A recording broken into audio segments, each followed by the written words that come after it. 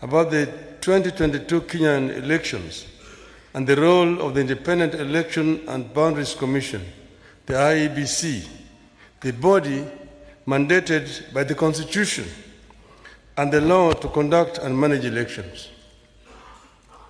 On August 9th, 2022, millions of Kenyans turned out in large numbers in an attempt to choose their leaders at the national, county, and local levels after long and generally peaceful campaigns. But yesterday, August 15th, our budding democracy suffered a major setback. As a result, Kenya faces a grave legal and political crisis as a result of the actions of Mr. Wafula Chebukati, the chairperson of the IEBC. The Constitution and our laws are clear about how the IEBC should conduct its business. There is no more important role for the IEBC than the conduct, transmission, and tallying of the presidential election. We are painfully aware of the past political biases by the IEBC that plunged this country into its darkest chapter. The terrible memories of the aftermath of the 2007 elections are still fresh in our minds. In 2017, the Supreme Court of Kenya nullified the presidential election again because of the misconduct of the IEBC. What we saw yesterday was a travesty and a blatant disregard of the Constitution and the laws of Kenya by Mr. Chebukati and a minority of IEBC commissioners.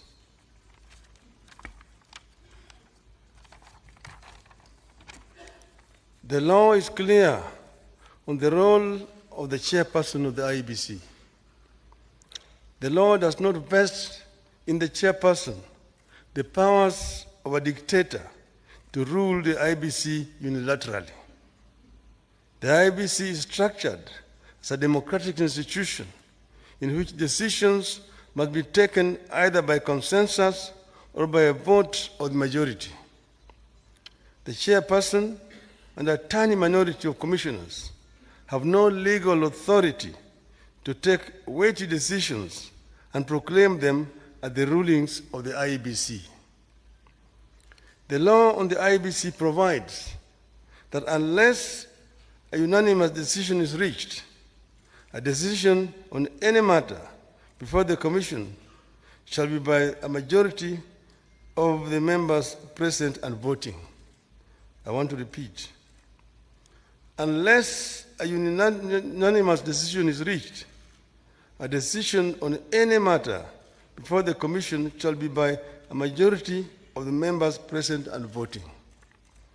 In addition, the Court of Appeal in the Maina Kiai case ruled, and I quote again, reiterate, as we conclude, that there is no doubt from the architecture of the laws we have considered that the people of Kenya did not intend to vest or concentrate such sweeping and boundless powers in one individual, that is the chairperson of the appellant. That is why I and Azimio La Umoja One Kenya and the nation at large were shocked yesterday to learn that Mr. Chebukati alone decided to pronounce himself on the supposed winner of the 2022 presidential elections. We understand that only Mr. Chebukati alone had access to the tally of the presidential vote. He denied all the commissioners access to that information until he suddenly appeared before the commissioners in the late afternoon to present them with a fait accompli.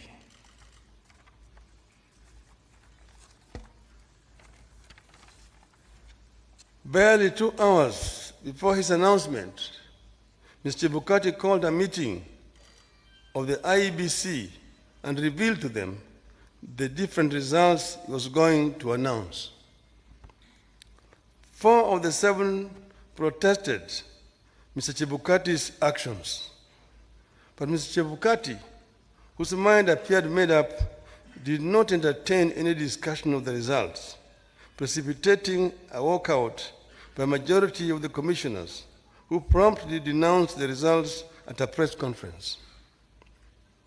We know what happened next. A majority of the commissioners walked out and held a press conference where they denounced the results. Our view in Azimio is clear. The figures announced by Mr. Chebukati are null and void.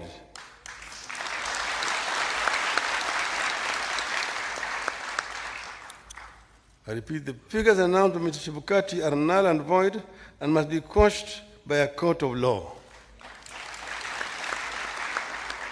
In our view, there is neither a legally and validly declared winner nor a president-elect. Mr. Chebukati's announcement purporting to announce a winner is a nullity. He acted with gross impunity and in total disregard of the Constitution and our laws. He could have plunged our country into chaos had our supporters not exercised great restraint. Such blatant acts of impunity can be a threat to the security of our country.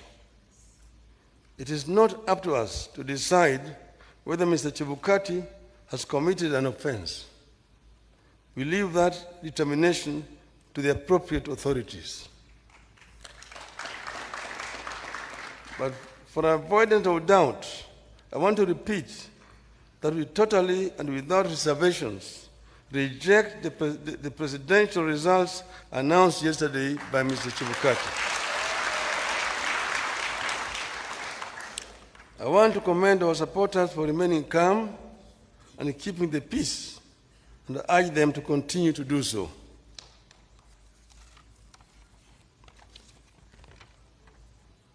Let no one take the law into their own hands. We are pursuing constitutional and lawful channels and processes to invalidate Mr. Chebukati's illegal and unconstitutional pronouncement. We are certain that justice will prevail. I want to further commend the heroism of the 4 commissioners, the majority of the IEBC, who stood up to the bullying and the illegal conduct of Mr. Chebukati. We are proud of them and ask them not to fear anything. Kenyans are with them. Today, I do not want to fully address our strategies going forward, but suffice it to note that we will be pursuing all constitutional and legal options available to us.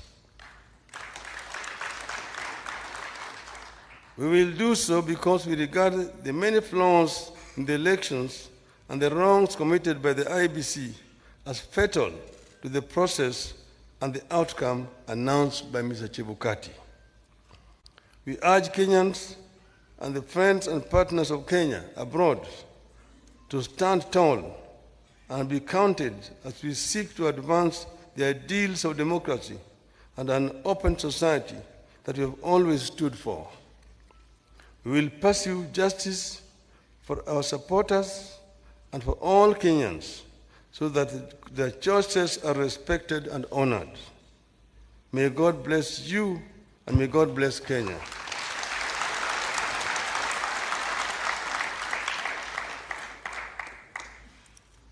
Nataka kuchukua tena fursa hii kutoa shukrani kwa Kenya wenzangu ambayo wameshiriki katika uchaguzi ambayo imepita. Wameonyesha ujasiri, wameonyesha uzalendo na upendo kwa nchi yao. Wakenya kila mahali walijitokeza wakapiga kura kwa njia ya amani. Na sasa yale ambayo yalibaki ni tume ya uchaguzi kuhakikisha kwamba ile ndoto ya Wanakenya imeheshimiwa. Tumegundua hitilafu ambayo imefanyika katika IEBC ambayo imejaribu kutaka kukiuka yale ambayo Wakenya wenyewe walikuwa wamefanya. Tumeona yale ambayo imefanywa na yule mwenyekiti wa tume ya uchaguzi Bwana Wafula Chebukati kwa kujaribu kupindua ile uamuzi ya Wakenya. Anafanya hivyo bila kushauriana na wale wenzake ambaye wako pale pamoja naye katika tume ya uchaguzi. Sisi Wanakenya na Wanaazimio tunapenda amani. Tunapenda umoja wa Kenya. Tunataka kuona kama Wakenya wameungana kama kitu kimoja. Ndio tunaongea juu ya azimio la umoja.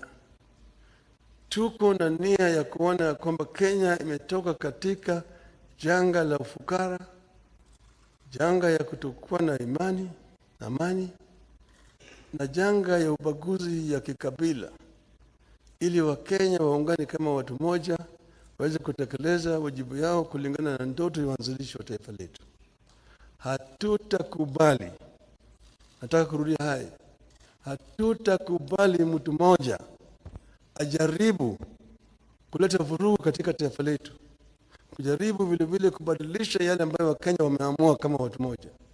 Wakenya hawatakubali, hatutakubali. Tutazidi kutetea nchi yetu na katiba letu kama Wakenya ili Kenya iweze kuendelea mbele. Asanteni sana. Mungu ibariki Kenya, nchi yetu.